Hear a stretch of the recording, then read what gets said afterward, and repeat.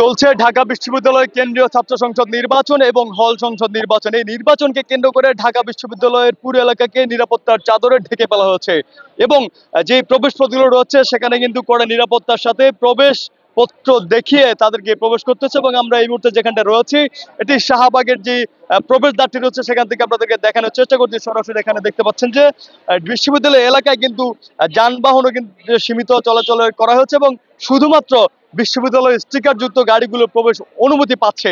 একটু যদি আপনাদেরকে জানিয়ে রাখতে চাই যে আজকে এখানকার যে পরিস্থিতি আমরা আপনাদেরকে দেখানোর চেষ্টা করেছি, যে দেখছেন যে ভোটাররা ভোট দিতে যাচ্ছেন, অনেকেই নিরাপত্তার কারণে কিন্তু এখানে আইনশৃঙ্খলা বাহিনীর কাছে তাদের যে প্রবেশপত্র অথবা এনআইডি কার্ড বা দুঃখিত আইডি কার্ড তারা দেখিয়ে বিশ্ববিদ্যালয় এলাকায় প্রবেশ করার অনুমতি পাচ্ছে। এবং একজন ভোটার তার আইডি কার্ড দেখিয়ে তিনি ভেতরে প্রবেশ করেছেন ভোট দেওয়ার জন্য। এবং যারা রয়েছেন তারাও কিন্তু অনেকেই যারা ভেতরে গেছেন তাদের মধ্যে অনেকে ভোট দিয়ে ফিরে এসেছেন। এবং ভোটাররা আমাদেরকে যেটা জানিয়েছেন যে খুবই অবাধ এবং সুষ্ঠু নিরপেক্ষভাবে ভোট গ্রহণ চলছে এবং ভোটের পরিবেশ এখনো পর্যন্ত স্বাভাবিক এবং স্থিতিশীল রয়েছে বলে তারা জানিয়েছে। আমরা বেশ কয়েকজন ভোটারের সাথে কথা বলে জানার চেষ্টা করছি এবং এই মুহূর্তে দেখছেন যে আরো একটি গাড়ি ঢাকা বিশ্ববিদ্যালয় এলাকা থেকে বের হচ্ছে এবং এটি ঢাকা দেখানোর চেষ্টা করবো। এটি কিন্তু ঢাকা বিশ্ববিদ্যালয়ের যে স্টিকার যুক্ত একটি গাড়ি এবং এই গাড়িগুলো শুধুমাত্র আজকে এই এলাকায় প্রবেশ করার অনুমতি পাচ্ছে।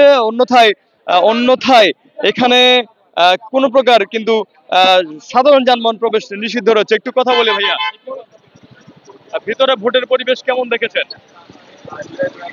পরিবেশ মোটামুটি ভালোই, যে উপস্থিতিও ভালো দেখা যাচ্ছে। তবে শামসুন্নাহার হলে একটু সমস্যা দেখা যাচ্ছে। শামসুন্নাহার হলে যে প্রশাসন, শামসুন্নাহার হলের শামসুন্নাহার হলে বেশ কিছু অভিযোগ আসছে। সেটা হচ্ছে প্রশাসন কিছু অনিয়ম করছে, এরকম কিছু তথ্য আসছে। আমরা কমিশনকে জানিয়েছি যাতে এই ধরনের কোনো সমস্যা কোনো হলে না হয়। ঠিক আছে, এই হলো অবস্থা।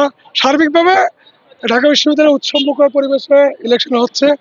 ঠিক আছে, এখন যে সবচেয়ে বেশি বয়সের প্রার্থী, আপনার অভিজ্ঞতা আছে অতীতের ডাকসু, এবারে ডাকসু দেখলেন, অতীতের যে ডাকসুটাও সেটাও আপনি দেখছেন হয়তো, সেই জায়গা থেকে বলবেন এবারে ডাকসুটা আপনার কাছে ঐতিহাসিক ডাকসু মনে হচ্ছে কিনা, বা শেষ পর্যন্ত আসলে ব্যাপারটা কিরকম লাগে? 19-এর ডাকসু তো খুব ভয়াবহ একটা ম্যানিপুলেটের ছিল, যে 19-এর মতো হচ্ছে না এবং খুব ভালো ইলেকশন হচ্ছে বলে মনে হচ্ছে। ঠিক আছে, ভোটের অবস্থিতি খুব আশাব্যঞ্জক। আমরা মনে করেছিলাম অনাবাসিক ছাত্ররা তেমন একটা পার্টিসিপেট করবে না, কিন্তু আশার কথা হচ্ছে অনাবাসিক ছাত্রছাত্রীরা অনেকেই ভোট দিতে এসেছেন এবং এটা খুবই আমাদের জন্য খুব আনন্দ। আপনি নিজেও তো একজন প্রার্থী, সেক্ষেত্রে আপনার অবস্থাটা কি মনে হচ্ছে আপনার কাছে?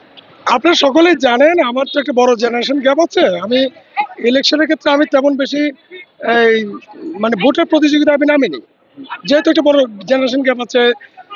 জুনিয়ররা একটু ভালোভাবে ইলেকশন করুক, প্রতিযোগিতা করুক তাদের মধ্যে। ঠিক আছে, তাদের সেই স্পেস দেওয়া উচিত বলে আমি মনে করছিলাম। সেহেতু আমি নির্বাচনী প্রচারণাও খুব কম করেছি। ভোটের যে খেলা, সেই খেলা আমি খুব কমই অংশগ্রহণ করেছি। আমি চাই যে আমাদের জুনিয়র ভাইরা যারা জুলাই আন্দোলনের নেতৃত্ব দিয়েছে, বিশেষ করে জুলাই আন্দোলনে যেসব শিক্ষার্থী নেতৃত্ব দিয়েছে, ভোকাল দিয়েছে, বুক চেতিয়ে জনগণের জন্য লড়াই করেছে, শিক্ষার্থীদের জন্য লড়াই করেছে, তাদেরকে ভোট দেওয়ার আমি আহ্বান জানিয়েছি। এখনো আমার এই পজিশন আছে। এবারে ডাকসুটাকে জেনজিদের নির্বাচন বলতেছে অনেকে, এখানে যারা ভোটার 90%-এর উপরে জেনজি প্রজন্ম, তাদের জন্য আপনার বার্তা থেকে আরেকটু জানতে চাইবো যে 24-এর অভ্যুত্থানের ফসল হিসেবে দেখেন কিনা ডাকসু? 24-এর অভ্যুত্থান তো হঠাৎ করে হয়নি। 24-এর অভ্যুত্থানের জন্য 18 সালের কোটা আন্দোলন, নিরাপদ সড়ক আন্দোলন এবং 24-এর ছাত্রগণ আন্দোলন সবকিছু মিলেই 24-এর সফলতা, তাই না?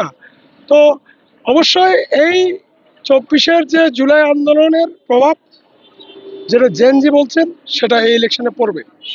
হ্যাঁ, পড়ছে বলে আমার মনে হয়।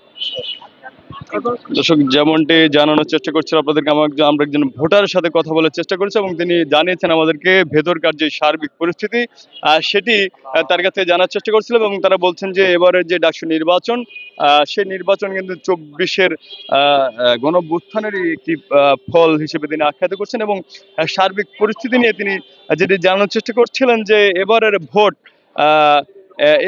ভোট আসলে জেনজিদের ভোট, এবং জেনজিরা তাদের যে প্রত্যাশিত প্রার্থী বা যারা ছাত্র কল্যাণমুখী হবে এবং বিশ্ববিদ্যালয়ের নিরাপদ ক্যাম্পাসের স্বার্থে যারা কাজ করবে তারাই কিন্তু নির্বাচিত হবে বলে প্রত্যাশা তাদের। তো এই ছিল ঢাকা বিশ্ববিদ্যালয় এলাকা থেকে ডাকসু নির্বাচনের যে প্রবেশদ্বারের যে শাহবাগ প্রবেশদ্বার থেকে সর্বশেষ আপডেট।